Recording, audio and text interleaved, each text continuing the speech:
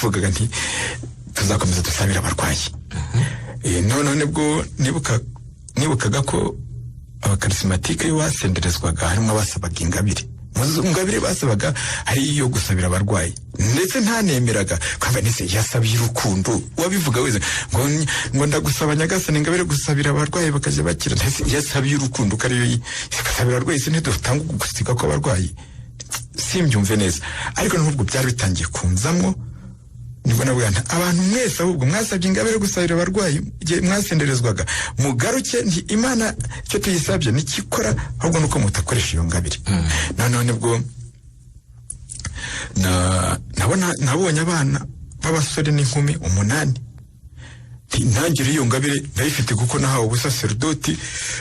Padiri ngiye bansiza amavuta biganza byanjye n'ibitagatifu rwose, nanjye ingabire ubwo ndayifite nubwo ntayisabye, kuko icyo gihe ngeze nari narasenderejwe. Noneho rero turatangira nti buri wa kane tuzaduhura dusabira abarwayi. Turatangira turabasabira tukatubasabira hari mu gashapere gatoya. Abantu bakajya baza ati njyewe nari ndwaye umutima, nawe muganga arambwiye ngo nta mutima nkirwaye.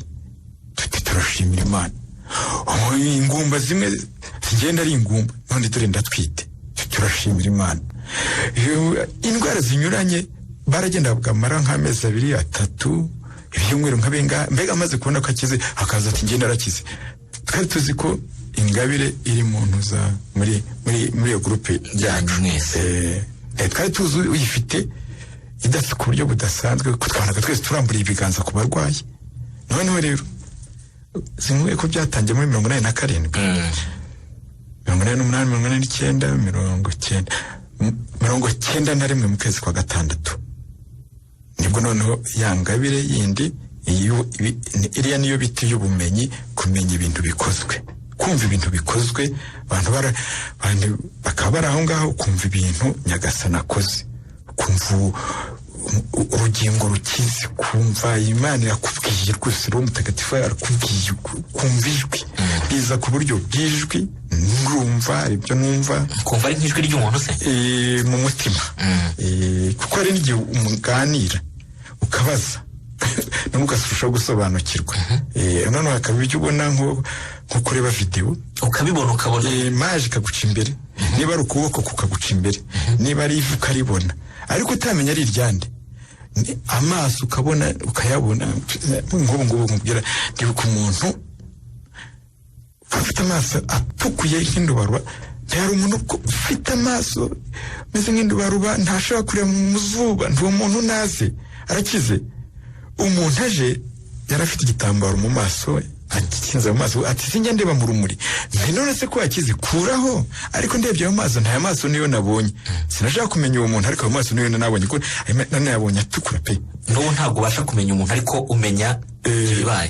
Keretse muri Amerika no nabonye narishengereye ndi gusabira mu gitondo, ndi kwitegura, nari mfite isengesho ku mugoroba. None njye imbere y'isakaramento ndashengerera nsaba ngo Nyagasani aze gukiza abantu benshi. None igihe ndi gusenga mbona umuntu uri kugenda mu kagari yambaye intuza ipantaro y'umukara n'intuza n'agashati, yambaye ipantaro k'umukara n'agashati k'umukara. Yari umukobwa, n'amaso ye ndayabona kuko namubonye ahita. Ubwo numva yuko Nyagasani yatangiye gukiza abantu, ntuyu muntu agomba ave muri aka kagari. Ku mugoroba mu masaha 11 nibwo noneho ndi gutambagiza isakaramento, uwo mukobwa mubona mu kiliziya. Yego. Ndetse uriya mukobwa nabonye mu gitondo mutunga isakaramento ndamusabira. Noneho turangije nyine, kuko numvise ko Yesu yakijije ubumuga, nibwo navuga nti ari abantu umuntu Yesu yakuye mu kagari, kuko ninamubonye mu gitondo kandi mbona ari no mu kiliziya bari muri ako kagari. Yego. Ubwo ni muri 90, wenda ubwo tugarutse inyuma muri 91 nibwo noneho yangabire noneho yo kubona ibintu yaje gute rero. Turi gusenga nagiye kubona mbona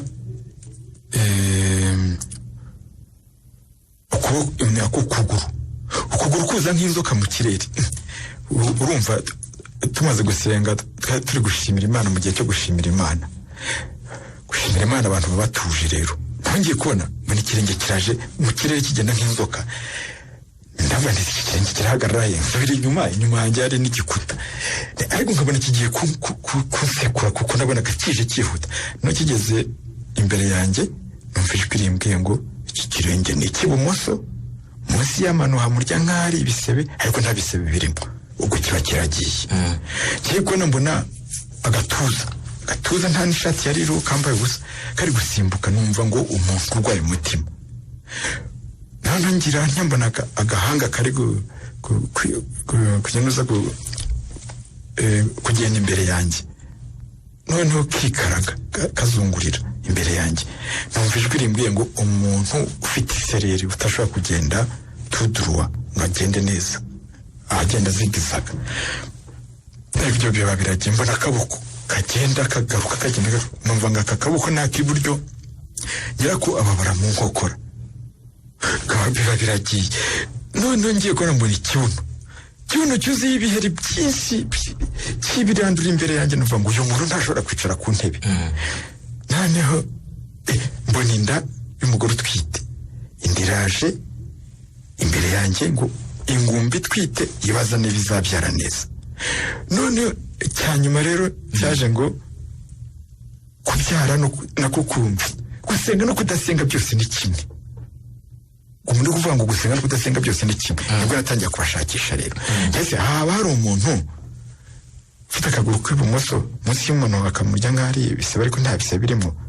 Umugore ati ndi hano, ati naje ndabasha gukandanya ntikanagira wumve, ati yampaye, ati ndakize. Ndetse hari umuntu wari ugwa umutima ahangaha, umugabo ati ndi hano, ati muganga yambwiye ko ndwaye umutima, uzagenda wongera urebe, ariko nawe ugomba kuba ukize. Yego, batangira kugenda baboneka. Bikomereza aho utangira kugenda no gusengera ahantu hagiye hatandukanye, kuko ubwo baragiye babwira abandi, bukeye barusha kuza ari benshi muri ka gashapere. Noneho batangira no kujya mu madirishya.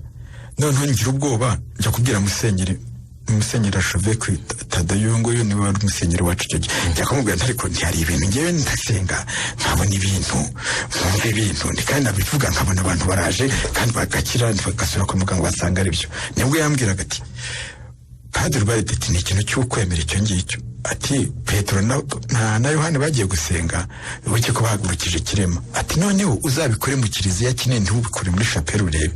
Tubikorera mu kiliziya kinini. Abantu bari baje ari benshi ko batangiye kubibwirana hirya no hino, bose kiliziya yari yuzuye. Abantu barakira, nabo bamaze gukira, abandi bapadiri batangiye kugenda bampamagara. Yego, abandi bapadiri batangira kugenda baguhamagara. Ubwo ndashaka kumva muri rusange kiliziya gatolika yabyakiriye ite, utangiye kubikora, haba icyo gihe haba n'ubu ngubu, iki kiliziya muri rusange byakiriye ite, ndetse n'abakristo muri rusange. Bageze n'ibyakiriye gute ibintu byakozwe ku mugaragaro? Wabyanga se? Kandi ko muri kiliziya na Yezu yarakizaga, kandi avuga ngo abanyemera muzakora nk'ibyo nakoze ndetse murenzeho kuko nsubiye kwa data. Abwira abigishwa be atabanyemera muzarambura ibiganza ku barwayi bakiri. Byose ibintu Yezu yavuze. Umuntu ari gukora ibintu Yezu yavuze, abigishwa bakoze nabo tumva ntacyo kiliziya. Abigeze wenda nk'abasenyeri bamwe batabyumva, abapadiri bamwe batabyumva batanabyemera, ntabwo bashobora no kuvuga ati twebwe muri paruwasi yacu ntitukwemere no gukoreramo ibyo bintu. Barahari ariko rero iyo byanze, iyo wanze kunzi wawe njya handi simbura aho njya. Kandi noneho ushobora no kubyanga, ariko abakristo bawe ntubabuza kugenda bajyaho. Icy'ingenzi ngewe mashaka gufashamo abantu kugira ngo mbafashe kwemera ko Yezu ari muzima. Yego, ababyanga bavuga ko babyanze kubera izihe mpamvu? Simbitindaho cyugara. Ndumva hari umwe wigeze kuvuga ngo bakeka ko ile prepretre, ngo bakeka ko arusha abandi ari kumupadiri. Ibyo ubwo rero habaje mwe amashyari n'ibiki byose. Uvuze gutyo ngo bakeka ko arusha abandi kuba padiri, mane yanjye impano ni impano, urayakira. Ahubwo nanjye mpora ndwana iteka no guca bugufi. Usanga yo ndi kugenda mu masengesho abantu bankoraho bakira bati ntimurebe Yezu Kristo niwe nge muranshaka iki. None ukiza n'indi icyo gihe ni Yezu nyine. Wowe ukaba umazemo iki hagati? Ngewe ndi umugaragu we, aranyifashisha. Urabona witwa Taridifu nawe wigeze kuvuga, nawe yari afite iyo ngabire. Abantu bavuga ati sinimbukiza. Noneho ariko se ya ndogobe na Yezu warukomeye ninde? Ati nasi barebaga indogobe barebaga Yesu. Abantu nibarebe Yesu wagendaga ko iyo ndogobe agiye Yerusalemu. Kuki Yesu adakoresha cyangwa Yesu adakoresha abandi bapadiri cyangwa abandi? Arakoresha abapadiri bose sinde batanga gusiga ko abarwayi. Abantu bose ntibajya bakira buriya. Iyo batanze gusiga ko abarwayi bose ugira ngo se n'abajya bakira, hanyuma none n'abapfuye bagenda bakize ku mutima.